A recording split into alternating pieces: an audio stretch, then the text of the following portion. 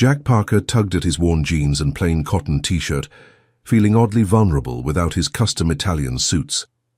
The billionaire tech entrepreneur glanced at his reflection in the coffee shop window, barely recognizing himself in these discount store clothes. It had become a habit of his, appearing as an ordinary man of modest means on first dates. Too many women had pursued him for his wealth rather than his character, and he'd grown weary of the deception.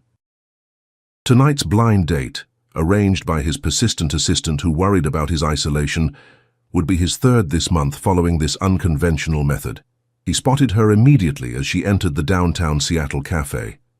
Mia Rodriguez, single mother, kindergarten teacher, and apparently running late. Her dark curls were slightly disheveled as if she'd rushed out the door, and she carried a practical shoulder bag that had seen better days.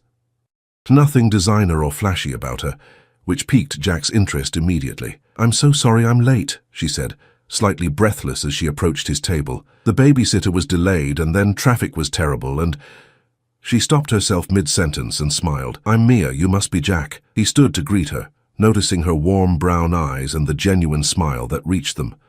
"No worries at all. I just got here myself." The lie slipped out easily. He'd actually arrived 20 minutes early, a habit from his business life. He noticed her quick assessment of his attire, worn boots, faded jeans, and a plain navy t-shirt that suggested he might work construction or some other blue-collar job. "Should we order?" Mia suggested, glancing at the menu board. Jack watched as she bit her lip, scanning the prices. The house blend is supposed to be great here. It was the least expensive option. Jack had deliberately chosen this mid-range cafe. Nice enough for a date, but not so expensive that his budget-conscious persona would seem out of place. "Let me get this," he offered. "What would you like? Anything to eat with your coffee?" Mia hesitated. "Just coffee is fine." "You sure?" "I heard their lemon scones are amazing." After a moment's hesitation, she nodded. "That does sound nice. Thank you." They ordered and returned to their table, awkward first-date energy hanging between them. Jack had rehearsed his cover story thoroughly. He worked as a freelance web developer, made a decent but modest living, and lived in a small apartment in a middle-class neighborhood. All far cries from his penthouse and the tech empire he'd built from nothing. "So Camilla mentioned you're a kindergarten teacher," he prompted. Mia's face transformed as she began talking about her work. 5 years now.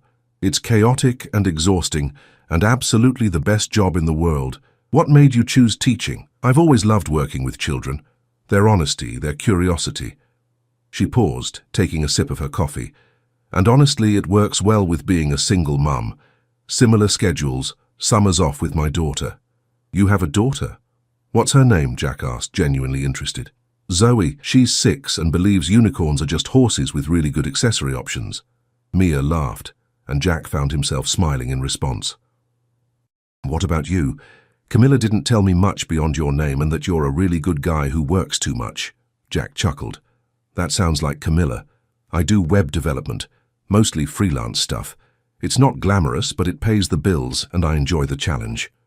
Their conversation flowed naturally as they discussed favorite books, movies, and places they'd traveled. Jack carefully edited his experiences, downplaying the luxury resorts and private jets that had actually been part of his journeys. He found himself relaxing, enjoying the simple pleasure of being known for his personality rather than his portfolio. Do you live nearby? Mia asked as they finished their coffee. About 20 minutes away, Jack said vaguely. What about you? We have a small place in Ravenna, she replied.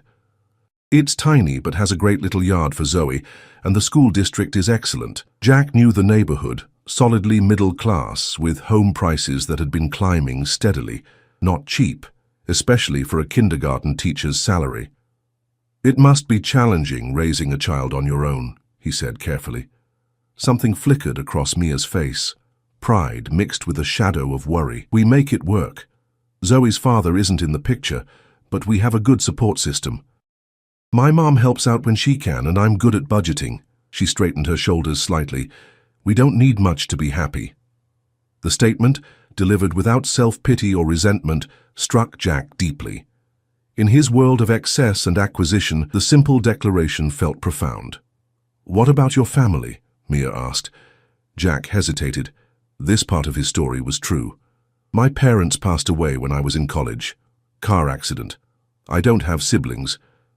Mia's hand moved across the table, briefly touching his. "I'm sorry, that must have been incredibly difficult." The genuine compassion in her eyes made Jack feel suddenly guilty about his deception. He'd started this practice of disguising his wealth as a defense mechanism, but sitting across from this woman who spoke so honestly about her own life, it felt wrong somehow. Their conversation continued for another hour, moving from family to dreams to favorite places in the city. Jack found himself enchanted by Mia's quick wit and the passionate way she spoke about education reform. She wasn't impressed by designer labels or status symbols, a refreshing change from the social circles he typically moved in. As they prepared to leave, Jack walked Mia to her car, a well-maintained but obviously aging Honda Civic with a child's booster seat visible in the back. "I had a really good time tonight," he said, surprised by how much he meant it. "So did I," Mia replied with a warm smile. "This was unexpected. In a good way. Would you like to do it again? Maybe dinner next time?" The words came out before Jack could overthink them. Mia hesitated. "I'd like that, but I should be up front. Dating is complicated for me. Zoe comes first always, and my schedule can be unpredictable." "I understand. We could include Zoe sometimes, if that would make things easier." "Maybe the Children's Museum or the park," Jack suggested, again surprising himself with how much he meant it. Mia's expression softened. Most men don't usually suggest that on a first date." "I'm not most men," Jack replied, then winced at how cliché it sounded. But Mia laughed. "Clearly not. Okay, let's plan something. Maybe this weekend." As Jack watched her drive away, he felt a complex mixture of emotions.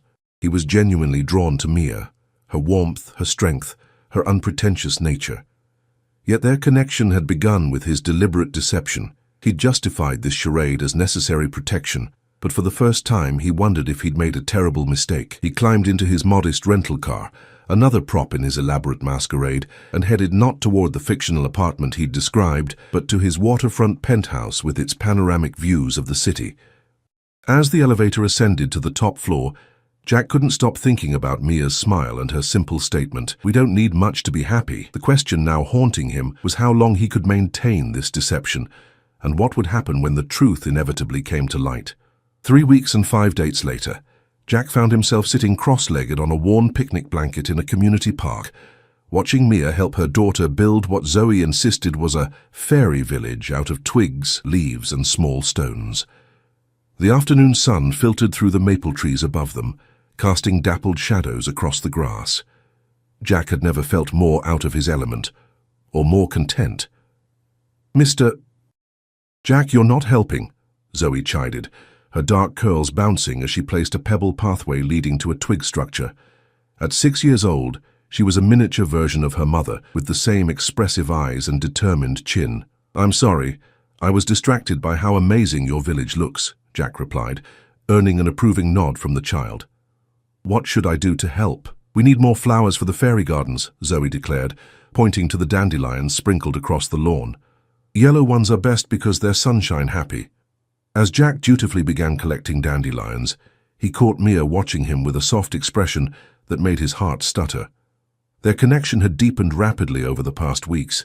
They'd shared dinners at modest restaurants, walks along the waterfront, and now this, their second outing with Zoe. Each encounter left Jack more convinced that Mia was unlike anyone he'd ever met. She worked hard, loved fiercely, and found joy in simple pleasures, qualities Jack had found remarkably absent in the wealthy social circles he typically navigated. The irony wasn't lost on him that in pretending to have less, he'd found something far more valuable than anything his billions could buy. "These fairy houses need proper doorways," Mia said, carefully bending twigs into an arch. "What do you think, Architect Zoe?" "Perfect. Now, Mr. Jack needs to make a garden," Zoe instructed, pointing to a spot beside the largest structure. Jack arranged his collected dandelions with exaggerated care, making Zoe giggle. "Is this garden fairy-approved?" "Yes. Now they'll have food to eat," Zoe declared. "What do fairies eat?" Jack asked seriously. "Dandelion soup and acorn cookies, obviously," Zoe replied, with the confidence only a 6-year-old could muster. Mia caught his eye over her daughter's head, her smile causing a warmth to spread through his chest. The guilt that had been his constant companion since their first meeting flared again. Every day he didn't tell her the truth, made his eventual confession more difficult. After they'd finished the fairy village and Zoe had wandered to the nearby playground under Mia's watchful eye, Jack unpacked the simple picnic he'd brought, sandwiches, fruit, and homemade cookies that he'd actually prepared himself, much to the bewilderment of his housekeeper. "These cookies are amazing," Mia said, taking a second one. "I'm impressed with your baking skills." "My mom's recipe," Jack admitted truthfully. "Baking was our thing. Every Sunday we'd make something together." The memory was genuine, one of the few parts of his life he hadn't needed to edit. Mia's expression softened. "That's a beautiful tradition. Does baking still remind you of her?" "It does. I don't do it often enough, though." In reality, his penthouse kitchen, a showcase of high-end appliances, rarely saw use beyond his morning coffee. "Zoe and I have pizza Fridays," Mia shared. "We make the dough from scratch and she gets to choose the toppings. Last week it was pineapple and olives." She wrinkled her nose. "My taste buds are still confused," Jack laughed. "That's quite the combination. The joys of letting a kindergartner make culinary decisions." She glanced toward the playground where Zoe was climbing the jungle gym. "She has her father's adventurous palate, I guess." It was the first time Mia had mentioned Zoe's father without prompting. Jack hesitated, then asked gently, "If you don't mind me asking, what happened with Zoe's dad?" Mia was quiet for a moment. "We met in college. He was charming, ambitious, and ultimately not interested in fatherhood. When I told him I was pregnant, he made it clear he wasn't ready for that responsibility." She shrugged, but Jack could see the old hurt beneath her casual demeanor. "He sends a check sometimes, calls Zoe on her birthday, that's about it." "His loss," Jack said simply. "She's an amazing kid." "She is," Mia agreed, her expression brightening. "And honestly, we're doing fine on our own, though I won't pretend it's always easy." She glanced at him, vulnerability clear in her eyes. "Single mom, teacher's salary, Seattle housing prices.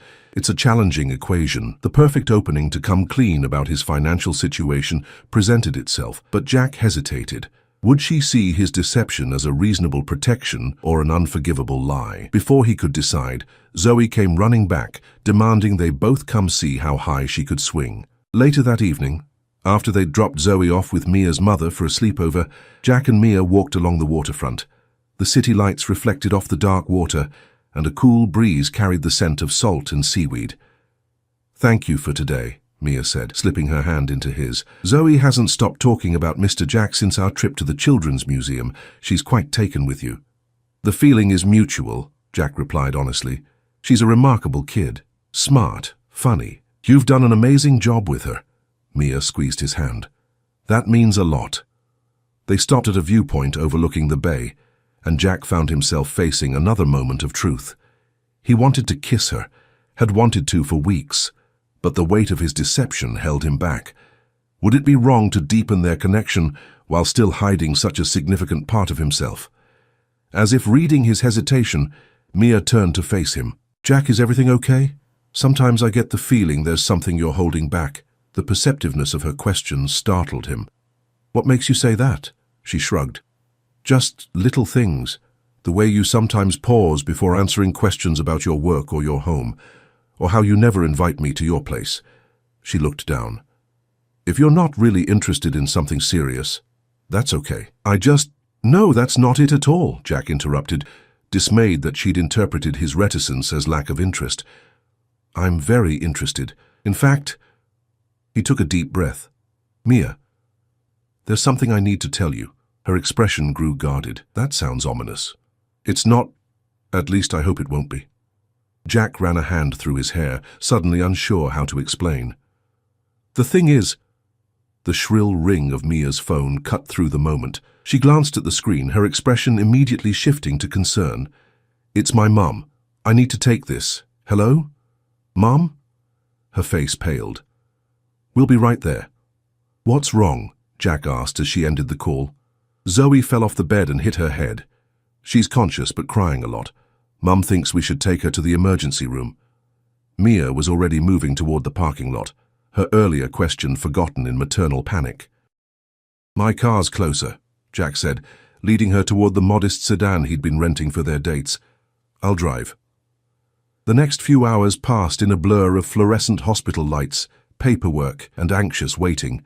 Zoe had a mild concussion, but no serious injury. Still, the doctor recommended overnight observation, standard procedure for head injuries in young children. As they sat beside Zoe's hospital bed, the little girl finally asleep after being cleared of serious danger, Mia sagged against Jack's shoulder in exhaustion.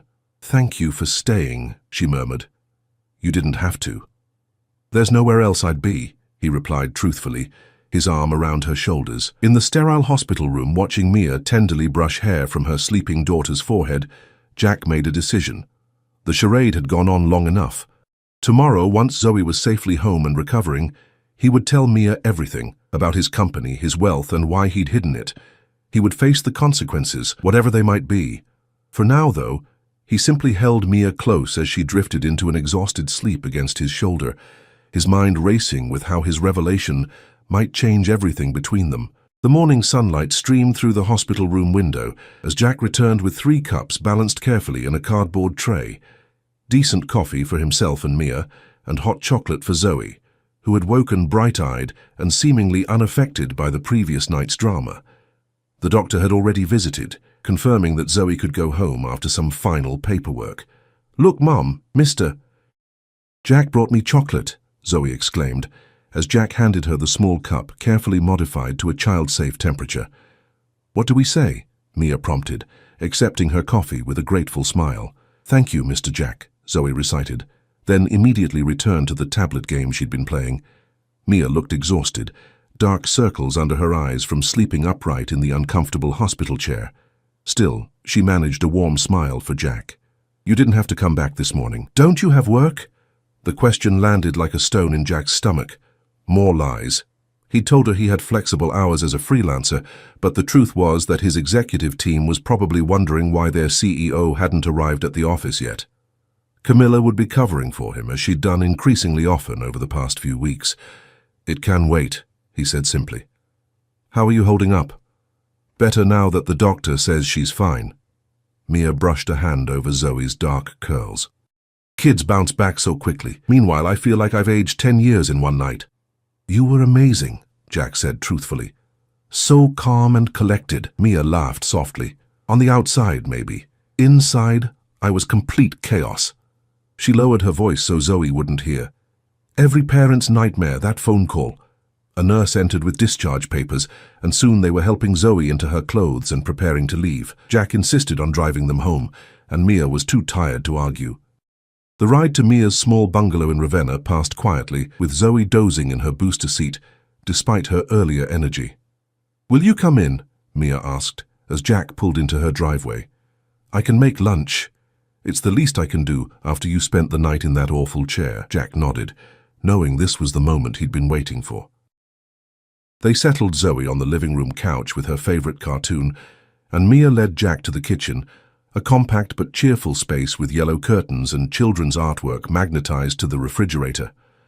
"It's nothing fancy, but I can make sandwiches," she offered, opening the refrigerator. "Mia," Jack began, his heart pounding, "before we do anything else, there's something I need to tell you. Something I should have told you from the beginning." She turned, concern crossing her tired features. "What is it?" Jack took a deep breath. "I haven't been entirely honest with you about who I am." Mia's expression froze, her body tensing. "What do you mean?" "I'm not a freelance web developer." The words felt thick in his throat. "My name really is Jack Parker, but I'm the CEO of Parker Technologies. I founded the company 12 years ago." Mia stared at him blankly for a moment. Then understanding dawned in her eyes. "Parker Technologies, the software company? The one with that new building downtown?" Jack nodded. "Yes." "But that's—" her voice faltered. "That company is worth billions." "Yes," Jack said again, unable to find better words. Mia set down the loaf of bread she'd been holding, her movements deliberate. "So you're telling me that you're a billionaire who's been pretending to be— what? Middle class for 3 weeks?" Her voice was carefully controlled, but he could hear the hurt and confusion beneath it. "I can explain," Jack said quickly. "It started a few years ago. After my company went public, suddenly everyone wanted something from me. Women I dated were more interested in my bank account than me as a person, so I started not revealing who I was right away.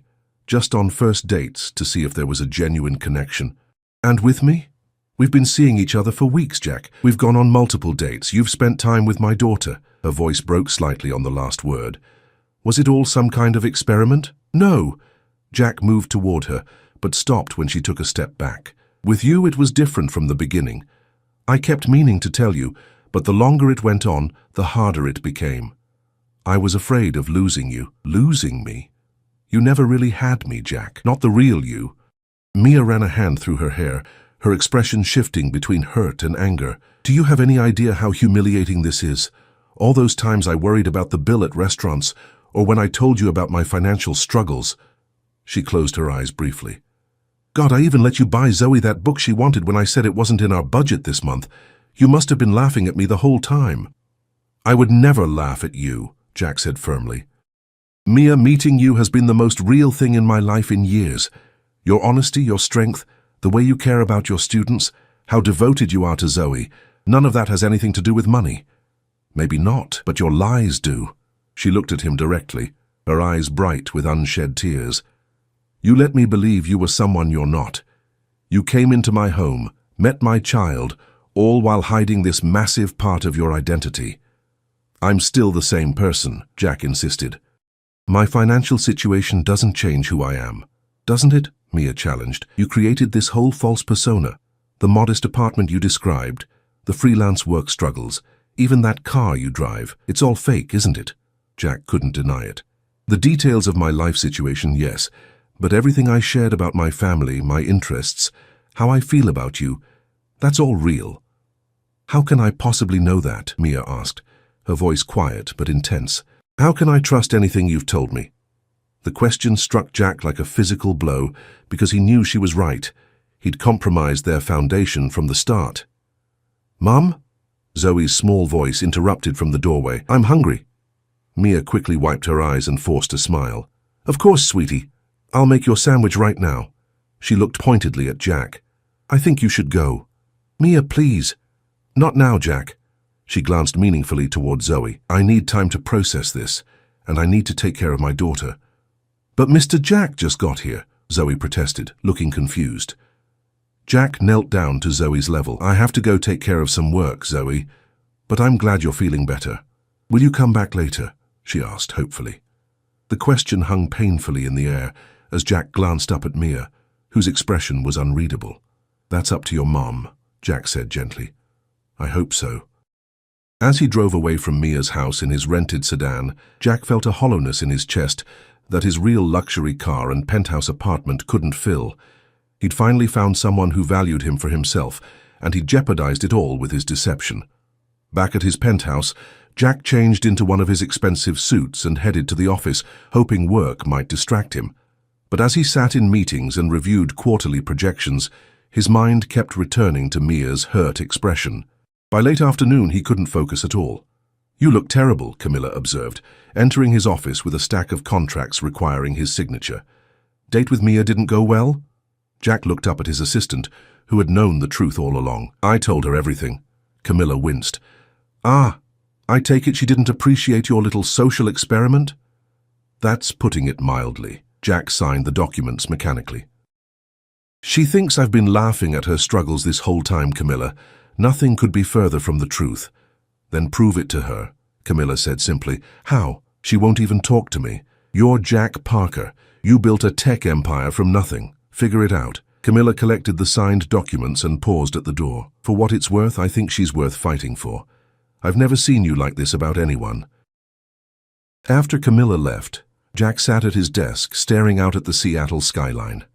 She was right. He needed to find a way to show Mia that his feelings were genuine, that despite his deception about his financial status, everything else had been real. An idea began to form in his mind.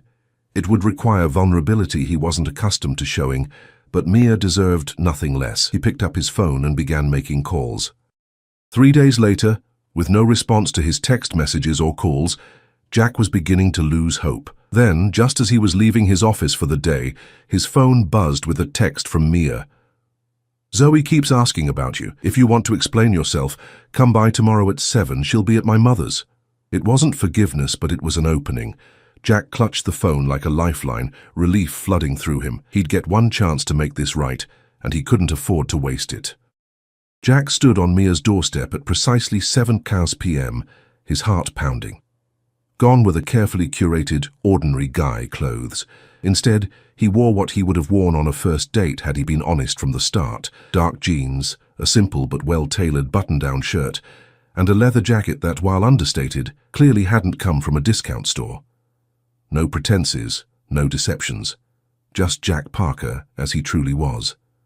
When Mia opened the door, her expression was guarded. She'd dressed simply in jeans and a forest green sweater, her dark hair pulled back in a loose ponytail. Even with the wariness in her eyes, she took his breath away. "Come in," she said, stepping aside. The formality in her voice made his heart sink, but he reminded himself that he deserved nothing less. The small living room looked different in the evening light, cozier somehow, with a lamp casting a warm glow and a half-empty mug of tea on the coffee table. Evidence of Zoe was everywhere. Crayons on the dining table, a small sneaker peeking out from under the sofa, a well-loved stuffed unicorn nestled among the throw pillows. "Thank you for agreeing to see me," Jack began, remaining standing when Mia didn't invite him to sit. "I'm doing this for Zoe," Mia clarified. "She's been asking about you constantly. I need to know what to tell her." The unspoken question hung in the air. Was Jack just another disappointment in a child's life? Another person who would disappear without explanation? "I understand," Jack said quietly. "Mia, I can't change how I started things between us, but I need you to know that everything important was real. My feelings for you, for Zoe, they're genuine." Mia crossed her arms. "Why did you do it, Jack? Really? Because from where I'm standing, it feels like some kind of bizarre social experiment, or worse, a way to amuse yourself with how the other half lives." The accusation stung, but Jack understood its source. It wasn't like that. It started years ago after my company went public.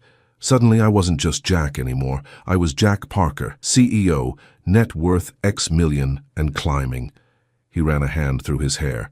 Every relationship became transactional. Women were interested in what I could provide: status, luxury, financial security. Not me. So you decided to lie instead. "I decided to delay revealing that part of my life," Jack corrected gently, "just for the first date or two, to see if there was a genuine connection. With the others, I never got past that stage, but with you," he swallowed hard. "With you, it was different from the first moment. You weren't impressed by appearances or status symbols. You were just authentic. The way you talked about your students, your daughter, your life, there wasn't a hint of pretense." Mia's expression softened slightly. "That doesn't explain why you kept up the charade for weeks, especially after meeting Zoe." "Because I was afraid," Jack admitted, the raw honesty uncomfortable but necessary. "The longer it went on, the more I cared about you, the more terrified I became of losing you. I kept telling myself, after the next date or when the moment is right, but there never seemed to be a perfect time to say, 'By the way, everything I've told you about my living situation and job is a lie.'" Mia uncrossed her arms and sank onto the sofa. "You should have trusted me with the truth. I know that now." Jack hesitated, then asked, "May I?" gesturing to the space beside her. After a moment, Mia nodded. He sat, careful to maintain a respectful distance. "The irony is," he continued, "you're the only person who would have given me a chance regardless of my bank account. You've never once judged me based on external factors." "You don't know that," Mia pointed out. "You never gave me the opportunity to prove it one way or the other." "You're right," Jack conceded, "and that's on me. I took away your agency in this relationship by not being honest from the start." They sat in silence for a moment, the ticking of a kitchen clock marking the seconds. "I brought something for you," Jack said finally, reaching into his jacket pocket. He withdrew a small thumb drive. "This isn't a bribe or a grand gesture. It's just the truth. All of it." Mia took the drive cautiously. "What's on it?" "Everything about me. Photos of my real apartment, news articles about the company, financial disclosures. Everything I should have told you from the beginning." Jack leaned forward, his expression earnest. "I've also included personal things, pictures of my parents, my college graduation, the first office we rented when Parker Technologies was just 3 people and a good idea. It's me, Mia, the complete picture." Mia turned the drive over in her hands. Why not just tell me these things? Because you deserve time to process without me sitting here trying to influence your reaction, Jack said simply. And because I want you to know that from this moment forward, I'm an open book to you. No more secrets, no more half-truths. Mia set the drive on the coffee table, her expression thoughtful. You hurt me, Jack. Not because you're wealthy, I couldn't care less about that, but because you didn't trust me enough to be honest. I know, Jack acknowledged, and I'll regret that for a long time, regardless of what happens next. He hesitated, then added, For what it's worth, the last 3 weeks have been the most genuine connection I've had with anyone in years, maybe ever. I felt it too, Mia admitted quietly. That's why the deception hurt so much. Hope flickered in Jack's chest. Where does that leave us? Mia sighed. I don't know, Jack. Trust is fundamental, especially when there's a child involved. Zoe already has one unreliable figure in her life. I can't introduce another. I would never be unreliable for Zoe, Jack said firmly. Or for you. My financial situation might be different than what I presented, but my character isn't. I've never missed a meeting, broken a promise, or walked away from a commitment, not in business, not in my personal life. Mia studied his face as if searching for deception.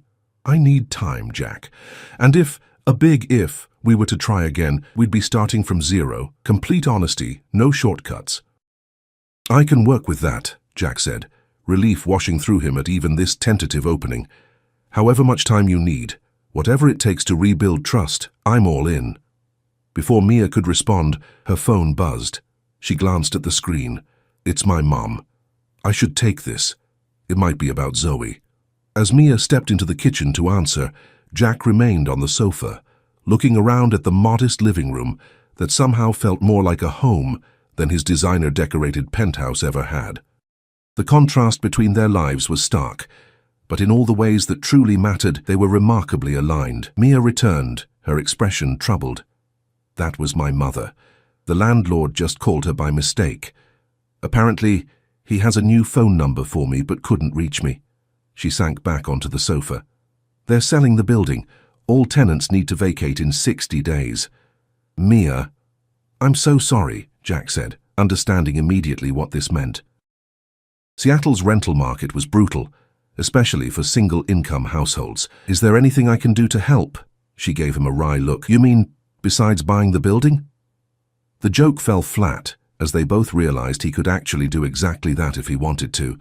I meant it more as moral support, Jack clarified carefully, or helping you find a new place, but I won't pretend I couldn't help financially if that's what you wanted. I just wouldn't presume to offer. Mia's shoulders sagged. I've been barely making it work as it is. The rental market has gone crazy since I signed this lease 3 years ago. I don't know where we'll go. Jack hesitated, then spoke carefully. I understand if this is too soon, but I recently purchased a small house in Ravenna as an investment property. 3 bedrooms, nice yard, great school district.